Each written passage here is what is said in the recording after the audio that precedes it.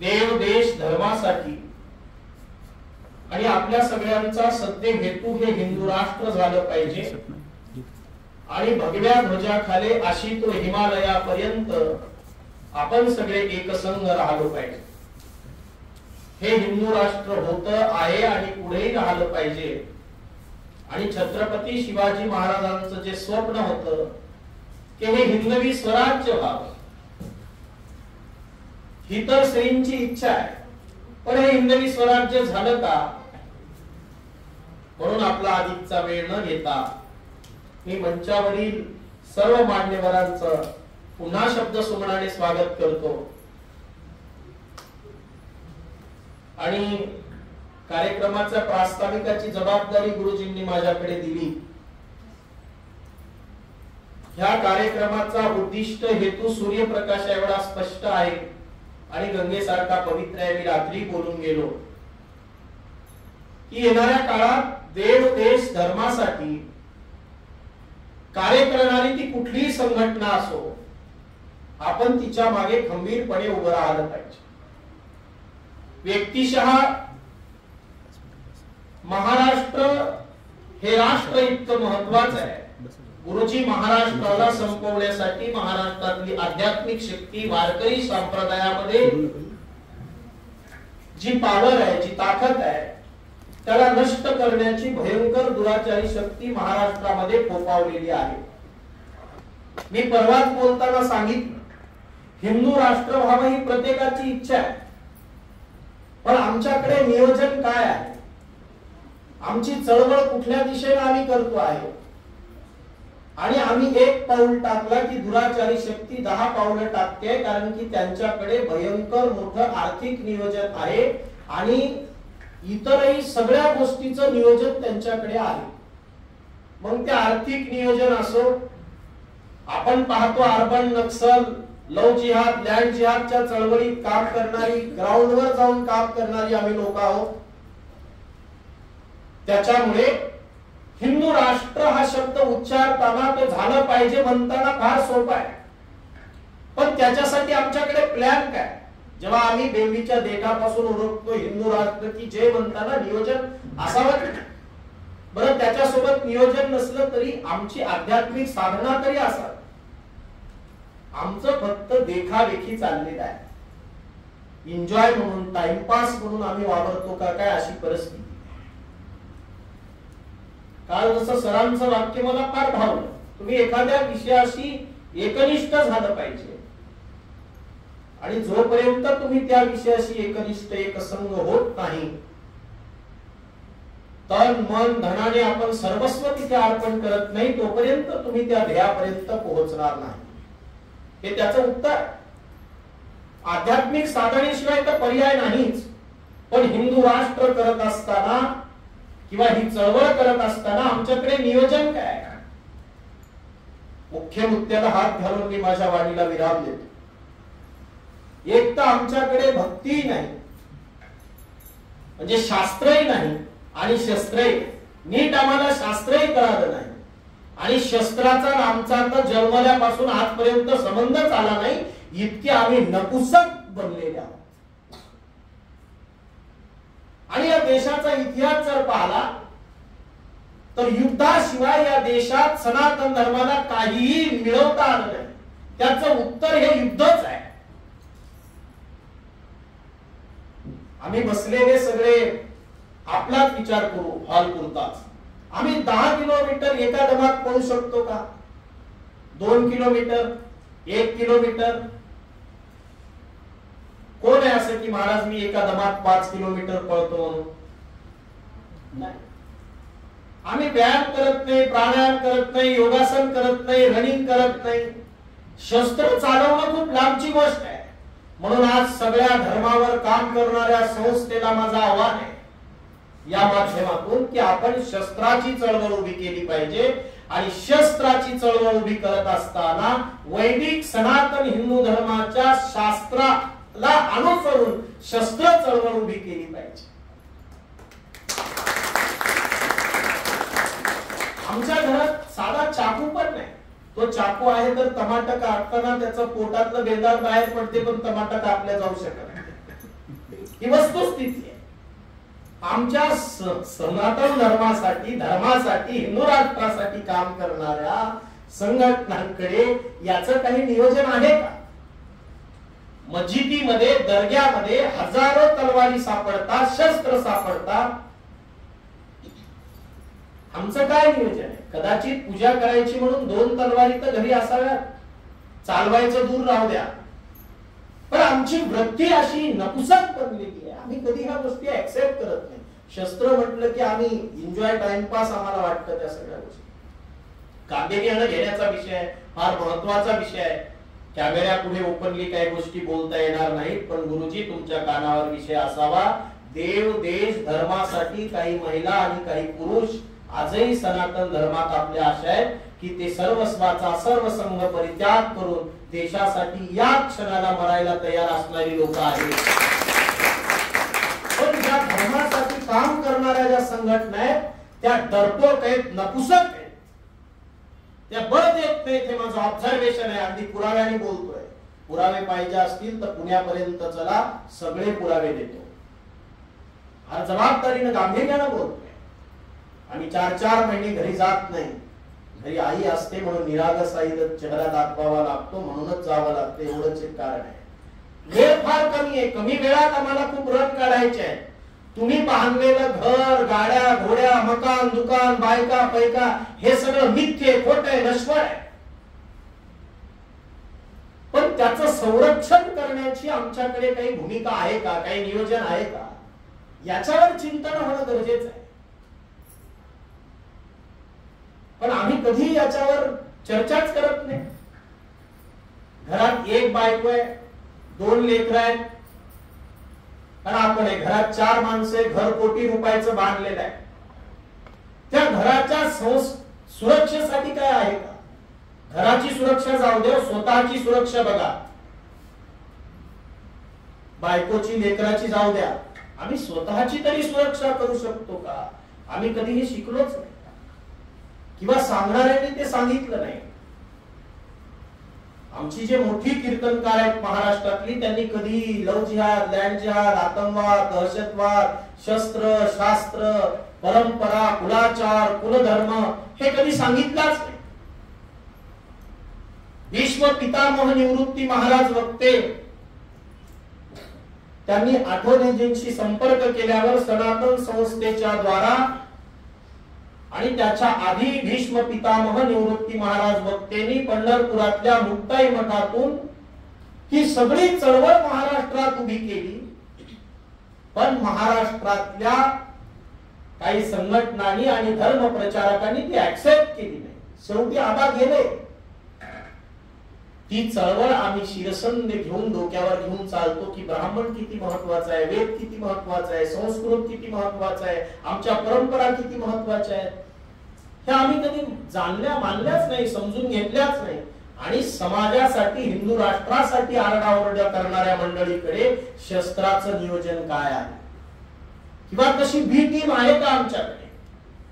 आता जर या हॉलमध्ये 2 आतंकवादी आले तर आम्ही काय त्याचा संवाद करू शकू? काय नियोजन आहे? सगळं राम भरोसे आहे. बरं ठीक आहे, राम भरोसे तरी असलं पाहिजे, मग सर्वस्व रामाच्या भरोशावर असलं पाहिजे ते नाही. आमची तिथेही भावना दुटप्पी आहे, स्वार्थी आहे, काहीतरी मिळण्याचा आमची धारणा आहे. निरपेक्ष भावनेनं केलेलं कर्मच हे ईश्वर चरणी अर्पण होऊ शकतं, अन्यथा ते होऊ शकत नाही. हे तेवढंच मी बोलत होतो. एकीकडे आम्हाला शास्त्रही कळालं नाही आणि शस्त्र तर कळालंच नाही. शास्त्राच्या बाबतीत आम्ही शून्य आहोत.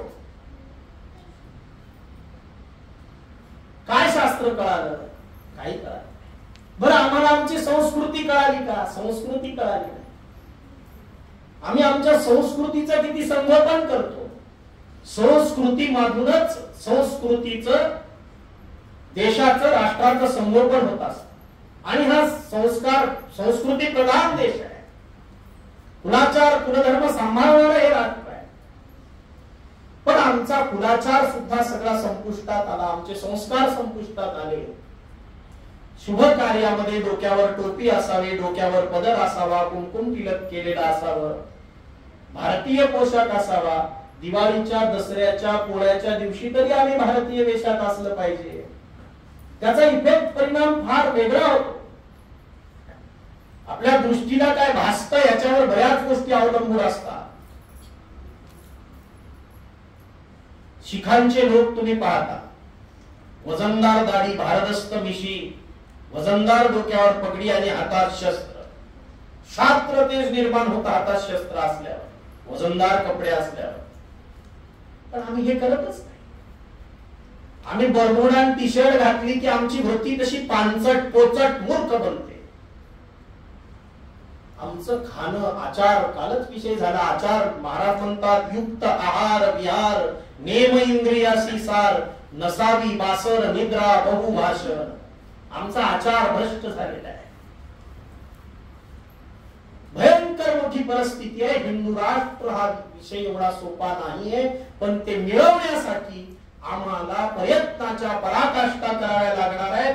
ज्याच्या त्याच्या त्या त्या पातळीवरती ज्याच्या ज्याच्याकडे जे जे सामर्थ्य आहे त्या त्या सामर्थ्याचा वापर करून आम्ही येणाऱ्या काळात प्रवास केला पाहिजे. गुरुजी, हे झाल्यावर मी तुमच्याशी अर्धा तास बोलून काही महत्वाची चर्चा गुप्त करणार आहे. तुमच्या कानावर तो विषय असावा, कारण की फार सोपा आहे, काही अवघड नाही वाटते तसं. हे अंगाने लक्षात घेतलं पाहिजे. फक्त तुमच्या सारख्यांच्या आशीर्वादाची गरज आहे. सगळं तयार आहे, मोड दाबायचंच काम आहे. सगळे नाक घासत येतील आणि बाकीचे गठोडे बांधून पळून जातील, काहीही करायची गरज राहणार नाही, असं सुद्धा नियोजन आहे. पण आमच्या सारख्या ग्राउंडवर काम करणाऱ्या लोकांचा आवाज तुमच्या सारख्या नॅशनल लेवलच्या केंद्राच्या पातळीवर काम करणाऱ्या मोठ्या लोकांच्या पर्यंत पोहोचत नाही, किंबहुना तो पोहोचवू दिला जात नाही. ही आमच्या मनामध्ये शोकांतिका आहे. पण तुम्ही आलात, देशभर, देशाच्या बाहेर तुमचं व्यापक काम आहे, त्याची जाणीव मला आहे. महाराष्ट्रामधल्या सगळ्या यंत्रणांनी सनातनचं कौतुक केलं तेवढं कमी आहे की अतिशय आव्हानं आपण गुरुकृपेने झेलता, पेलता, प्रत्येक गोष्टीची डायरेक्ट लढता. त्याच्यासाठी तुमच्या चरणावर नतमस्तक झालं पाहिजे. आणि मी सनातनचा सदस्य आहे, निगडी सदस्य आहे. मी संभाजी भिडे गुरुजींच्या प्रतिष्ठानचा निगडी सदस्य आहे. मी हिंदू राष्ट्र सेनेचा निगडी सदस्य आहे, विश्व हिंदू परिषदेचा सदस्य आहे, बजरंग दलाचा सदस्य आहे आणि संघाचे वर्ग केलेला सुद्धा मनुष्य आहे. म्हणून कोणा किती पावर आहे, कोणा किती ताकद आहे, आणि लिगल आहे, अनलिगल काय. आणि आता ट्रस्टचाही जबाबदार एक सल्लागार सदस्य आहे पीडीपी ट्रस्ट. म्हणून जे जे देशासाठी, धर्मासाठी करतात तिथे आपण गेलं पाहिजे. ते कुठलंही संघटन असो, मी तू पण हे चालत असत. पण आम्ही लाज, भय, शंका, दुराविला, मान, नकळे साधन या करते. काय साधन आहे आणि त्या साधनातून तुम्हाला काय साध्य करायचं आहे, तर आम्हाला हिंदू राष्ट्र साध्य करायचं. सगळ्या गोष्टी फार महत्वाच्या आहेत. आम्ही धर्म धारण केला पाहिजे, धर्म मिरवला पाहिजे. आमच्यातून धर्माचं धर्म संस्थापक जगद्गुरु भगवान श्री कृष्ण की जय श्री राम. छत्रपती श्री शिवाजी महाराज की धर्मवीर छत्रपती संभाजी महाराज की जय श्री राम. म्हणून आमच्या पुढे खूप मोठी आव्हान आहेत. मी अधिकचा वेळ घेणार नाही, 2च्या आधी हा कार्यक्रम संपवायचा आहे. आणि आज महत्वाची आपली पूर्ण आहुती आहे आणि उपवास करून ती आहुती द्यायची आहे. त्याच्यामुळे ते आव्हानच आपल्यासाठी आहे. म्हणून अनेक गोष्टी आहेत. एकीकडे पंचमहाभूत धोक्यात आहेत आणि एकीकडे संस्कृती धोक्यात आहे. आप, तेज, वायू, अग्नी सगळं धोक्यात आहे. वृक्ष संपुष्टात आले, गाय संपुष्टात आली, अनेक गोष्टी आहेत. प्रदूषण भयंकर वाढलेलं आहे. त्याच्यावरही आज देशाला हजारो लाखो वृक्षाची गरज आहे. म्हणून त्याच्यावरही काम करणं गरजेचं आहे. म्हणून अधिकचा मी आपला वेळ घेत नाही. म्हणून खेरीज माझ्या वाणीला विराम देतो आणि माझे शब्द श्री गुरु चरणी अर्पण करून जय हिंद राष्ट्र, रामकृष्ण.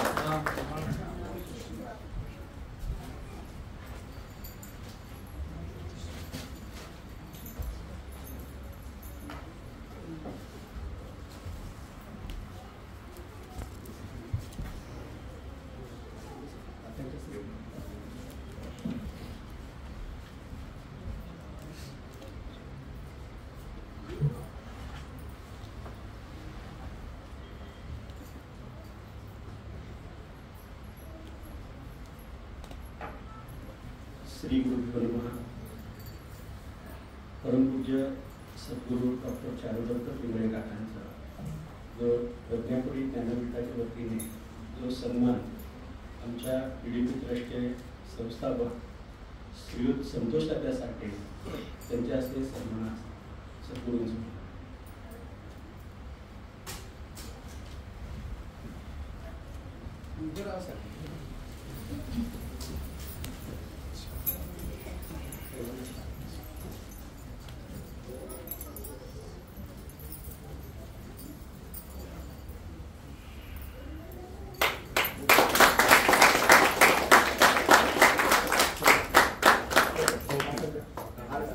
टोपी घाला ना, टोपी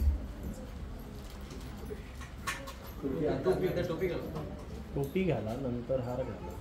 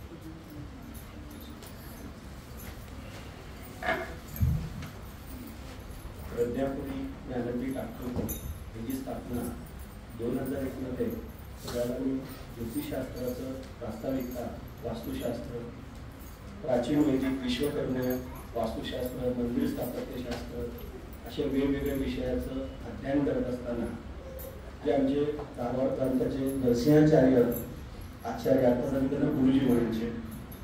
गुरुजींचं एक सांगणं होतं की आपल्याला धर्मकार्य करण्यासाठी भविष्य काळामध्ये आपल्याला एक संस्था गरजेची आहे.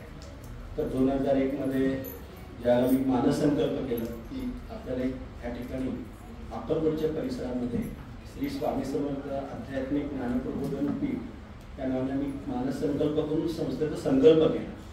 प्रत्यक्ष अर्थात धर्मदायकांकडे जरीसर 2006 मध्ये नोंदणी करून काही तांत्रिक अडचणीनंतर 2011 मध्ये चेंज रिपोर्ट दाखल करून आम्ही प्रज्ञापुरी ज्ञानपीठ या नावाची संस्था अर्थात देव धर्म आणि राष्ट्रकार्यासाठी कार्य आम्ही आपल्या सच्चिदानंद परब्रह्म गुरुदेवांच्या कृपानुग्रहाने कार्य आम्ही करत आहोत. 2024 नोव्हेंबर मध्ये प्रथम प्रज्ञापुरी रत्न पुरस्कार अक्कलकोट येथे 108 श्री दत्तस्वामी याग संपन्न करून आपले उद्योगपती प्रभाकर आनंदराव साळुंके साहेब अर्थात सुमित गुप्ता आपण अर्थात सद्गुरू स्वातीताई खांडे यांच्या हस्ते आम्ही कार्यक्रम अक्कलकोट पुरस्कार सोहळा मोहनराव दादांच्या हस्ते मी संपन्न केला. हा पुरस्कार सोहळ्याचा दुसरा टप्पा आहे. तर हे सर्व गुरुच्याच कृपेने होत आहे. तर आज आम्ही जे प्रज्ञापुरी पुरस्कार सोहळा जे विशेष जे काही प्रज्ञापुरी ज्ञानपीठाच्या अनेक वर्षाचे जे संपर्कातले साधक उपासक अभ्यास जे काही भाविक आहेत तर यांच्यावर वेगवेगळं अवलोकन केलं. देव धर्म राष्ट्र आणि समाजासाठी यांचं योगदान काय आहे. बरेचसे ज्योतिषशास्त्राचं कार्य आमचं 15 मे 2025 पासून आम्ही पूर्ण बंद करून जास्तीत जास्त आपल्याला हिंदू राष्ट्रासाठी वेळ देता येईल, हिंदू राष्ट्राच्या प्रचारासाठी गुरुदेवांच्या इच्छाप्रमाणे आपल्याला शेवटच्या व्यक्तीपर्यंत पोहोचायचं आहे. एक 20 वर्षाचा अनुभव असं लक्षात आलं की ज्योतिषशास्त्राकडे फक्त लोक आपलं वैयक्तिक स्वार्थ की आपला फायदा घेण्याचे आणि गुरुदेवांच्या सांगण्याप्रमाणे प्रत्येकाचं प्रारब्ध संचित आणि क्रियान्वित कर्म वेगवेगळं असतं. आपण आकाशातल्या ग्रहांवर दोष शोधत बसलो तर त्यांचं संचित आणि प्रारब्धाची शुद्धी कधी होणार. आपण नक्षत्र शांती, ग्रह शांती, मृत्युंजयची शांती असेल अनेक शांत्या करत वर्षानुवर्ष 24 वर्षांमध्ये महाराष्ट्र, कर्नाटक, भारतभर काही वेळेला परदेशाचा सुद्धा जो प्रवास किंवा अनेक आंतरराष्ट्रीय पण भाविक पिढी दृष्टी आहे. हे काय आपलं लक्षात आलं की ज्यावेळी कार्य करताना गरज सर्व आणि वैद्य म्हणून अर्थात कार्य झाल्यानंतर त्यांचा संपर्क आमच्याशी तुटून जायचा. पुन्हा त्यांच्या जीवनात कुठेतरी नवीन व्यक्ती यायचा, तो नवीन सांगायचा, पुन्हा त्यांना अआईपासून सांगायचा. हे सर्वात आम्ही विचार करून अर्थात 2022च्या अर्थात वैश्विक हिंदू राष्ट्राचं जे अधिवेशन परमपूज्य अर्थात सच्चिदानंद प्रभू गुरुदेवांच्याच मार्गदर्शनात पण त्याचं पूर्ण आयोजन सद्गुरू डॉक्टर चारुदत्त पिंगळे काका त्यांच्या पूर्ण मार्गदर्शन गेले अनेक 12 ते 13 वर्ष झालं ते काय होत असतं. 2022ला अधिवेशन आता सोलापूरचे गोंगे काकांच्या मार्फत वर्षातील वेळ असतील त्यांच्या मार्फत जोडल्यानंतर आमच्या लक्षात आलं की आपला जो वेळ गेल्या 20-25 वर्षाचे आपण व्यर्थच जर घातलं ते आता इथून पुढे थांबवलं पाहिजे. आणि आमच्या जीवनाचे परिवर्तन झालं ते सच्चिदानंद परब्रह्मांच्या गुरुकृपेने. कारण असं जर आम्ही राहिलं तर कर्मकांडी ब्राह्मणून बसलो असतो. समाजातल्या चाललेल्या व्यवस्थेला बदलणं सोपं नाही. लोकांची एक मानसिक वृत्ती इतकी तामसी आहे, राजसी आहे की दररोज त्यांची इच्छा आकांक्षा ती वाढत जाते आणि पुरवठा करणं शक्य नाही. कारण पुरोहित एक वर्ग असा आहे आजच्या स्थितीमध्ये. आता पीडित प्रश्न आजपर्यंत 4,500 पुरोहितांवर सर्वे केला आहे. मग त्यात तांत्रिक असतील, मांत्रिक असतील, मग ते बल्लाळी असतील, केरळी असतील किंवा पुणे, पिंपरी चिंचवड असेल, महाराष्ट्र किंवा संबंध भारतात गुजरात असेल, गोकर्ण असेल, रामेश्वरम असेल, वाराणसी असेल किंवा नैमिषारण्य असेल. अनेक तीर्थक्षेत्रामध्ये गेल्यानंतर तिथली अस्वच्छता, तिथलं पैसे लोगडण्याची पद्धत, पैसे काढण्याची पद्धत म्हणजे जगन्नाथपुरीचं असेल की धर्म अशा स्थितीत आपण अनुभवतोय. आणि हे सर्व आपण जे लुटमार धर्माच्या नावाने जे करतो ते कुठंतरी थांबलं पाहिजे. आणि आपला हिंदू समाज हा भोळा आहे भावना, जेणेकरून श्रद्धेला तो कुठेही कमी नाही करत, पण श्रद्धेच्या नावाने जी लुटमार होती, विनाकारण ज्या कामाला 5 ते 10 हजार रुपये खर्च आहे तिथं लाखांनी रक्कम घेतलं जातं. मग शुद्ध सत्व सात्विक साहित्याच्या नावाखाली पैसे घेतले जातात, पण कालांतर ते साहित्य सुद्धा रिसायकलचे असतात. मग तो नारळ असेल, सुपारी असेल, खारीक असेल, बदाम असेल. मग यातनं अनेक लोकांच्या घरी गेल्यानंतर संपर्कात असं लक्षात आलं गुरुजी आम्ही पैसे देतो पण क्वालिटी मेंटेन होत नाही. तुम्ही यासाठी काहीतरी व्यापक काम केलं. 15 वर्ष आम्ही सर्वांना अनुभव घेतला. जर आपण कुणाचं नॅपकिन वापरू नाही शकत तर मग पूजेचं साहित्य कसं वापरणार. एखाद्याची शांती केलेलं असतं, एखाद्याचं 10वा आहे, 12वा आहे, 13वा आहे, असे काही पूजा साहित्य बनणार आहे की रिसायकलची वस्तू ती विकायला घेतात. हे सर्वांचं लक्षात आलं की परमेश्वर तर शुद्ध आहे, सत्व आहे, सात्विक आहे, तर स्वच्छ लागतं. मग अशा सर्व रिसायकलच्या गोष्टीमध्ये परमेश्वर प्राप्ती आहे का. मग आपण प्रत्यक्ष समाजाची फसवणूक करतो. मग समाज काय भगवंत आपल्याला माफ करणार नाही. तर सच्चिदानंद परब्रह्मांचं कृपानुग्रह म्हणायचं की आत्मबोध झालं की आपण ज्या एजन्सीला ज्या काही शाखाला कार्य देतो तितकं ते पावित्र्यता जर सुरक्षा मेंटेन करत नसतील तर आपलं ते कार्य चुकीच होत आहे. तर वळकोण पिंपरी चिंचवड स्थित, पुणे स्थित प्रताप इनामदार असे काही चांगले पुरोहित त्यांची एक साखळी तयार केली, विश्वासार्हता तयार केलं आणि त्यांच्याकडेच काही बंधू वगैरे आलेले आहेत. आणि जप घेताना मोबाईलचा वापर, मग हेडफोन कामामध्ये, मग यजमानांची श्रद्धा भक्ती विश्वास असतील, मग त्या संख्येने जप न होणे किंवा जप अर्धवट घेणे, मग यजमानांना त्याचा त्रास वाढणे किंवा फरक न पडणे. मग सर्वात लक्षात आलं की आपण प्राथमिकता प्रारंभिक जे दोष आहेत ते निवारण वगैरे अर्थ असतं तर पुढचा टप्पा कधी आता बाहेर पडणार. आम्ही 15 मे 2025 पासून ज्योतिषशास्त्र हे कायमस्वरूपी बंद करून फक्त वास्तुशास्त्रामध्ये आता सध्याला लुटमार चालू आहे, फसवणूक चालू आहे, लाखोनी पैसे उकळले जातात. ह्याच्यावर व्यापक काम प्रज्ञापुरी ज्ञानपीठ अक्कलकोट हे करत आहे. वेगवेगळे त्यातले संशोधन समाजापुढे मांडत आहे.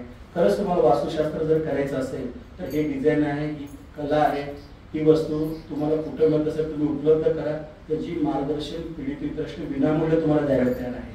पण चुकीचं काय तर वेस्टर्न कल्चरचं पाश्चात्यीकरणाची संस्कृती आपल्यात आत्मसात करून आपल्या भारतीय विश्वकर्म वास्तुशास्त्राचं जे काही तोडमोड चालू आहे ते थांबवणे प्रत्येकाचं एक भारतीय म्हणून आपलं आद्य कर्तव्य आहे. तर त्या व्यापकतेमुळं 2025 ते 2035 10 वर्ष वास्तुशास्त्रासाठी संशोधनासाठी पीडित वेळ राखीव ठेवला आहे. दैनंदिन काळामध्ये गुरुजी आमचं, मी पूर्वी ज्योतिषशास्त्राच्या अर्थमाध्यमावर आमचा परिवार चालायचं, पण आता गुरुकृपेने काही साधन आहे. तर नित्य सकाळी 10 ते दुपारच्या 2 वाजेपर्यंत वास्तुशास्त्राचे जे काही आवडले मार्गदर्शन असतात थोडे वेळ मी राखीव ठेवतो. आणि दुपारच्या 2 पासून ते रात्रीच्या 10 पर्यंत देव, धर्म आणि राष्ट्र अर्थात गुरुदेवांच्याच प्रेरणेप्रमाणे समाजाशी कसं हिंदू राष्ट्रासाठी जोडता येईल आणि शेवटच्या व्यक्तीला हिंदू राष्ट्राचं महत्त्व कसं पोटवता येईल ते प्रयत्न आहे. सच्चिदानंदांची एवढीच प्रार्थना आहे गुरुदेवांच्या चरणी की लवकरात लवकर आम्हाला वास्तुशास्त्राच्या कामातून पण लवकरात मुक्त करून पूर्ण वेळ आम्हाला देव, धर्म, राष्ट्रासाठी आणि समाजासाठी आम्हाला सेवा करायची इच्छा आहे. पण 2022 पूर्वी काही इतर जबाबदारी, प्रापंचिक, कौटुंबिक आणि संस्थेचं काही न्यायालयीन जबाबदारी असल्याने एक दिवस त्यातनं बाहेर पडणं शक्य नाही. तर ती जबाबदारी पूर्ण करून जास्तीत जास्त आम्हाला समाजासाठी आणि हिंदू राष्ट्रासाठी काम करायची आमच्या अनेक साधकांची इच्छा आहे. त्यात नितीन नानाजी आहेत, रामनाथजी आहेत, चव्हाण परिवार आहे, त्यानंतर समीर दादा आहे, अनेक असे सर्वांचं नाव वैभव आहे, अजय आहे, नंतर उदय आहेत, असे अनेक या ठिकाणी आहेत. त्यांना धर्मासाठी खूप त्यांची जिज्ञासा आहे. मग आमच्या एक लक्षात आलं की हे खरं माणसं समाजात येणं गरजेचं आहे. अर्थात तिथे आनंदी प्रसाद गुरुजी बसलेले आहेत, अतिशय धर्मासाठी तळमळ, ज्योतिषशास्त्र, वास्तुशास्त्र, वेदाचं, व्यासंग, विज्ञानाच्या दृष्टिकोनातून पूर्ण स्पष्टीकरण देण्याची त्यांची बौद्धिक क्षमता आहे. त्यानंतर अनुराग दादा अर्थात जैन आहेत, अतिशय निष्ठेने मामाची निवडणुका स्वतःच्या अंगावर आर्थिक मानसिक ताण घेऊन शेवटच्या व्यक्तीपर्यंत पोहोचणं आणि हे सर्व काम करताना पक्ष न बघता त्यांचं धर्मासाठी, राष्ट्रासाठी जर निष्ठा असेल ते कोणतेही पक्ष असो, तर पक्षाशी काही देणे घेणे नसतं की तिथं माणसं जे आपले विचाराचे पाठवायचे ते देव, धर्म आणि राष्ट्रासाठी काम करणारे माणसं आहेत. तर तशी ही विश्वासार्थीची साखळी प्रज्ञापीठ, ज्ञानपीठ अर्थात गुरुदेवांच्याच कृपेने सर्व चालू आहे. तर त्यामध्ये रामनाथजी सोनवणे असतील, त्यानंतर आपले महेंद्र महाराज असतील, स्वतः ब्रिगेडवाल्यांचं ते शैफे खाल्ला तरी स्वतःच्या अंगावर झेलून समाजात ही कार्य करतायत.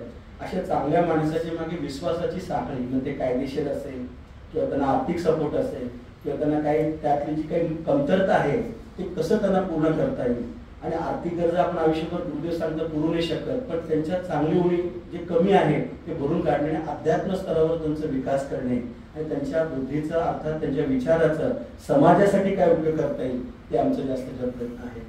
त्याच्यानंतर अमृता शुभांगी त्यांचं पण पारिवारिक दृष्ट्या बघितलं खूप दगदग असून सुद्धा मेडिकल फील्डमध्ये त्यांचं काम आहे. थोडं वेळ धावपळ कसं तर ते साधना करतात.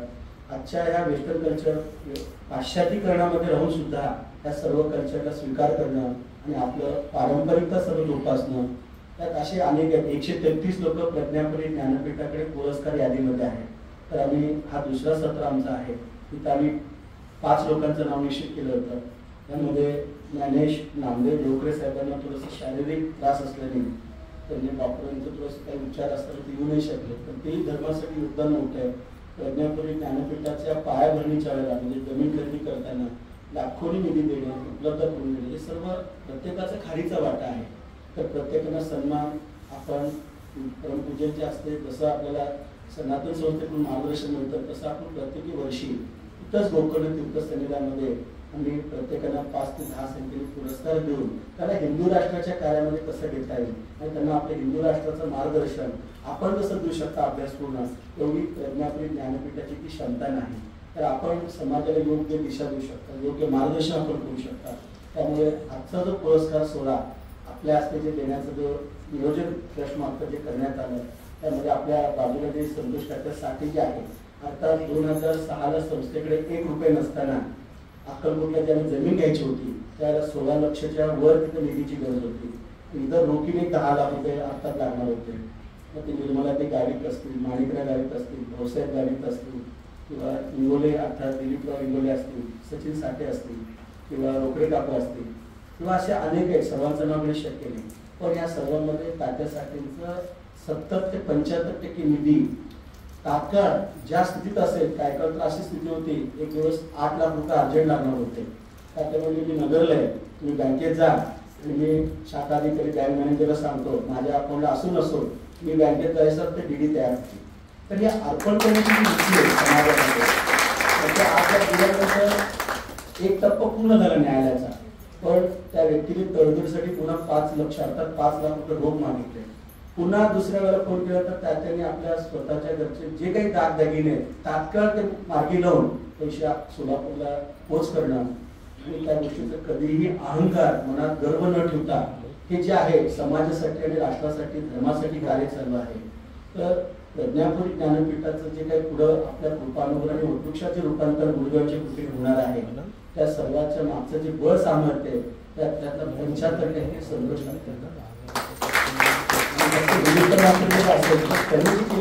त्याग येता, कारण आपण आर्थिक पेलू नाही शकत पण त्याला आर्थिक देणं, मानसिक सपोर्ट देणं. न्यायालयीन प्रकरणामध्ये संतोष काकांवर आमच्याकडे फौजदारी खटला दाखल झाला. त्या 4 वर्ष पुण्याहून सोलापूरच्या कोर्टात दावा दाखल असताना त्या बेंचवरून बसणं, गुरुकृपेने भगवंताच्या कृपेने आम्ही निर्दोष सुटलो. पण 4 वर्षाचा पारिवारिक मानसिक ताण ह्या सर्वातनं सच्चिदानंद परब्रह्मने अक्कलकोट स्वामीच्या अनुग्रहाने आम्ही बाहेर पडलो. गुरुकृपा ते अपीलला गेलेले, पुढचा टप्पा पुन्हा वाढला असता.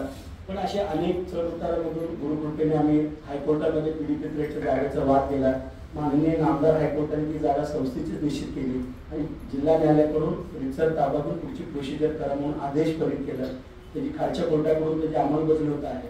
आपल्याच परमपूज्यांच्या उपस्थितीमध्ये तिथं ध्वजारोहण आणि गणपती मंदिराची स्थापना आणि श्री दत्तस्वामी आध्यात्मिक गुरुपीठ. मंदिर बांधून उपयोग नाही, अशी भरपूर मंदिर होतात, पण त्या मंदिराचं व्यवस्थापन करणं खूप गरजेचं आहे. मग तिथले नित्यनेम, उपचार वगैरे.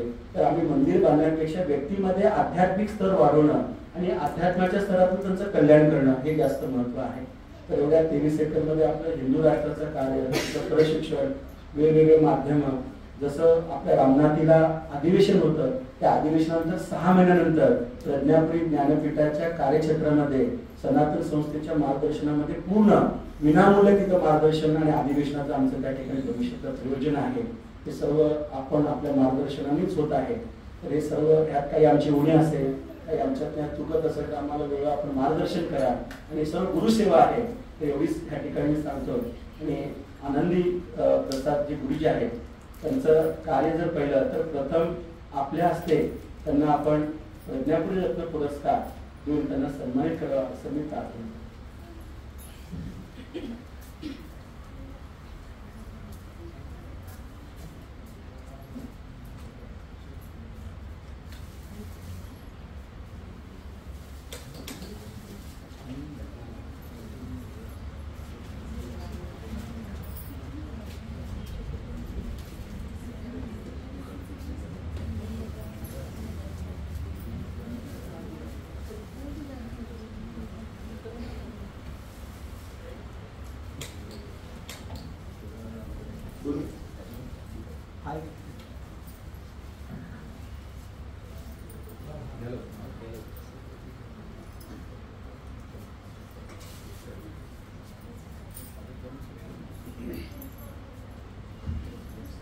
अनंत कोटि ब्रह्मांड नायक राजाधिराज योगिराज परब्रह्म सद्गुरु सच्चिदानंद अक्कलकोट निवासी सद्गुरु श्री स्वामी समर्थ महाराज की जय. भारत माता की जय. वंदे मातरम. जय हिंदू राष्ट्र. जय हिंदू राष्ट्र. त्यांचं कार्य, नियोजन, धर्मासाठीचं उदाहरणीकरण, सनातन वैदिक हिंदू धर्मासाठी त्याग खूप मोठं आनंदित ह्यांची फेना दे.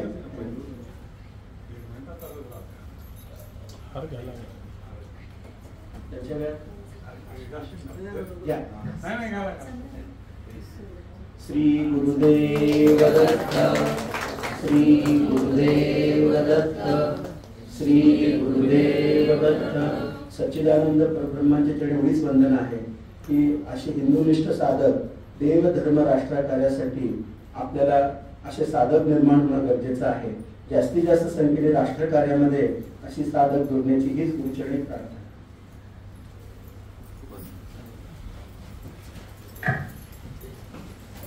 त्यानंतर जे देव धर्म राष्ट्रकार्यासाठी निरंतर प्रयत्न करणारे आपले महेंद्र महाराज, अर्थात आपल्याला सर्वांचा गेल्या 2-3 दिवसांचा परिचय आहे. अतिशय प्रतिकूल स्थितीतून तरी धर्माचं कार्य करतात. खूप तळमळ आहे, धडपड आहे आणि व्याकरण म्हणा, भाषा, अनेक गोष्टी ते इतकं अवगत केलेल्या आहेत. आणि इतकी त्यांची तळमळ पाहून प्रज्ञापुरी रत्न पुरस्कार त्यांना सद्गुरूंच्या हस्ते प्रदान करण्यात येत आहे.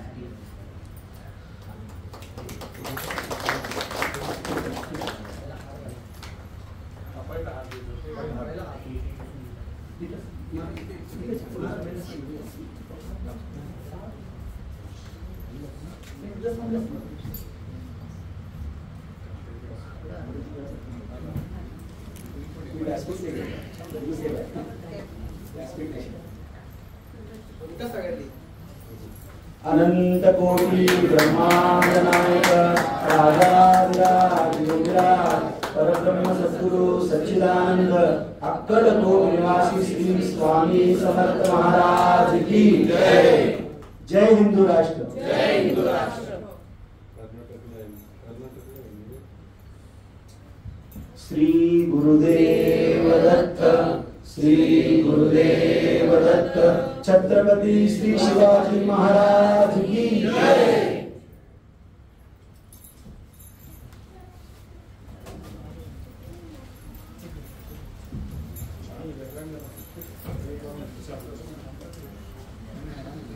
त्यानंतर सौ शुभांगीताई अतुल चव्हाण. अतुल तर आपण पण वर या.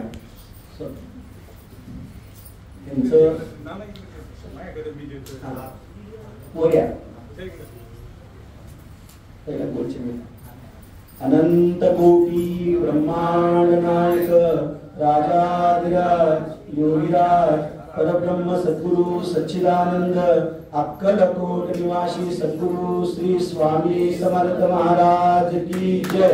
भारत माता की जय. वंदे मातरम. छत्रपती श्री शिवाजी महाराज की जय. धर्मवीर छत्रपती संभाजी महाराज की जय. हर हर महादेव. जय श्री राम. जय श्री राम. जय श्री राम. जय श्री राम. श्री गुरुदेव दत्त. श्री गुरुदेव दत्त. श्री गुरुदेव दत्त. श्री गुरुदेव दत्त. श्री गुरुदेव दत्त. त्यानंतर पुणे जिल्हा अर्थात खेड तालुक्यात कुर्ली नावाचं एक छोटंसं गाव आहे. त्या ठिकाणी एक किसनराव अर्थात सोनवणेंच्या पोटी एक उत्तम रत्न अर्थात रामनाथ, आपण त्यांना बाळासाहेब म्हणतो, अतिशय पूर्वजांच्या प्रॉपर्टीला कुठे हात न लावता स्वकष्टाने शून्यातनं विश्व तयार करून पिढीपितराच्या मागे आर्थिक जे सुबकतेचं जे पाठबळ आहे ते रामनाथजींचं खूप मोठं योगदान वारंवार असतं. त्यांचे सौभाग्याची पण खूप त्यांना या कार्यामध्ये सहभागी असतं. तर त्यांना अक्कलकोट स्वामींचं कृपानुसार असावं. अनंत कोटी ब्रह्मांड नायक राजाधिराज योगीराज परब्रह्म सद्गुरु सच्चिदानंद अक्कलकोट निवासी श्री स्वामी समर्थ महाराज की जय. भारत माता की जय. वंदे मातरम. हर हर महादेव. जय श्री राम. जय श्री राम. श्री गुरुदेव दत्त. श्री गुरुदेव दत्त. श्री गुरुदेव दत्त.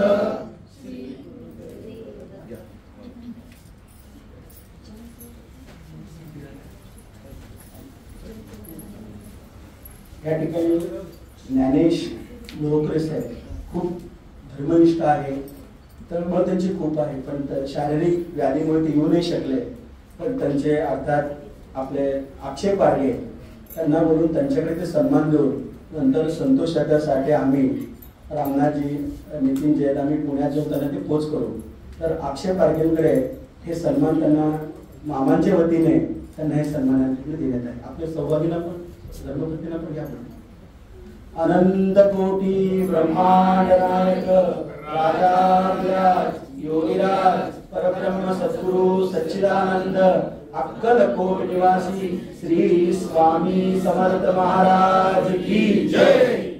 गुरुर् ब्रह्मा गुरुर्विष्णू गुरुर्देवो महेश्वरा गुरुर् साक्षात् परब्रह्म तस्मै श्री गुरुवे नमः. सच्चिदानंद परब्रह्म डॉक्टर आठवले गुरुदेव की जय. श्री गुरुदेव दत्त. श्री गुरुदेव दत्त. श्री गुरुदेव दत्त. श्री गुरुदेव दत्त. श्री प्रज्ञापुरी ज्ञानपीठाच्या वतीने आम्ही गुरुग्रंथांनी प्रार्थना करतो. कार्यात काही चुकलं असेल तर नक्कीच आम्हाला पुढच्याला सुधारण्याचा आपण या ठिकाणी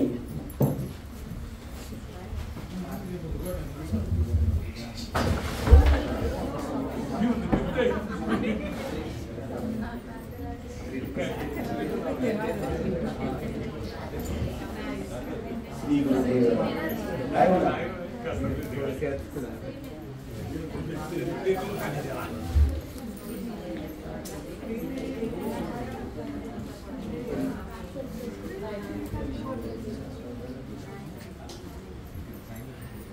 या ठिकाणी आजचं पुरस्कार सोहळ्याचं मार्गदर्शन हे अंतिम सद्गुरूंच्याच मार्गदर्शनाने पूर्ण होणार आहे. तत्पूर्वी अनुराग दादा जे त्यानंतर आनंदी प्रसाद आणि अमृताताई हे मार्गदर्शन करतील. त्यानंतर सद्गुरूंच्या मार्गदर्शनाने कार्यक्रमाचे सांगणार आहे. तर अनुराग दादा आपण आपल्या पिताच्या कार्याबद्दल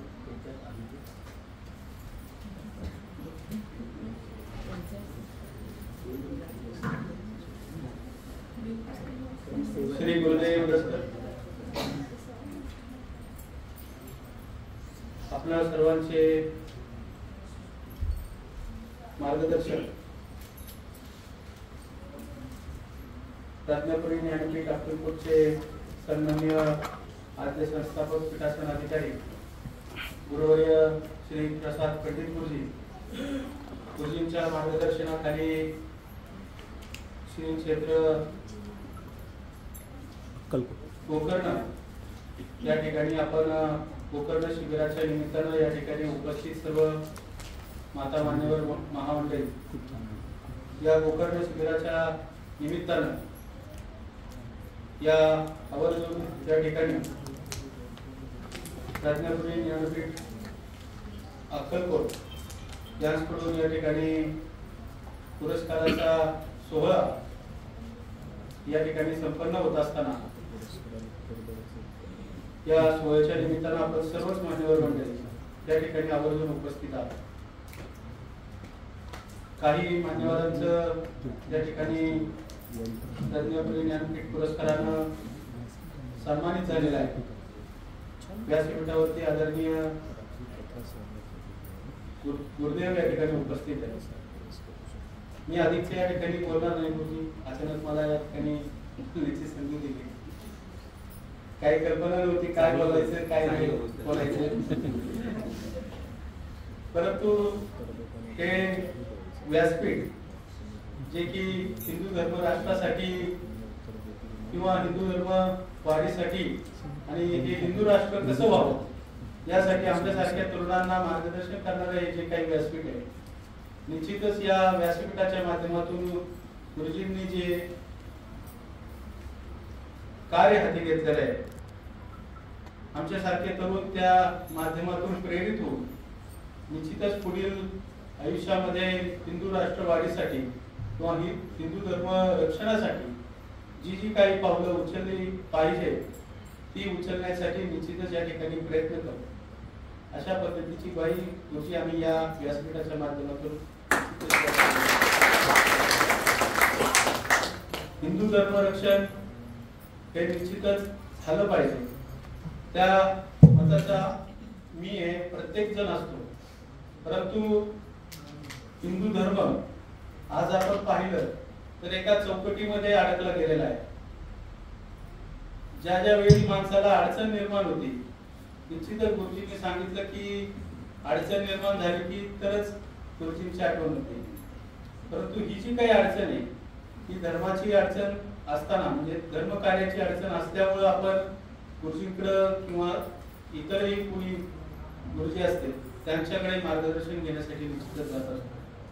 परंतु त्या पलीकडचा विचार निश्चितच प्रसाद गुरुजींनी या ठिकाणी मांडला आणि आपल्या साधकांची किंवा हिंदू धर्मातील प्रत्येकाची त्या ठिकाणची ही जी काही धार्मिक अडचण आहे ही भविष्यात आलीच नाही पाहिजे, यासाठी पुढील पाऊल उचलून या ठिकाणी आपण गुरुजी नक्कीच एक मगाशी आम्ही येताना विषय देखील झाला, ही जे काही साधना आहे किंवा आपण जी साधनेची भूमिका या ठिकाणी निश्चितच मांडलेली आहे, या साधनेतून निश्चितच हे जे काही कर्मकांड आहे किंवा या कर्मकांडांच्या नावाखाली हे बाजारीकरण जे काही चालू आहे त्या बाजारीकरणाला निश्चितच कुठेतरी आळा भविष्यात या माध्यमातून लागला जाणार आहे.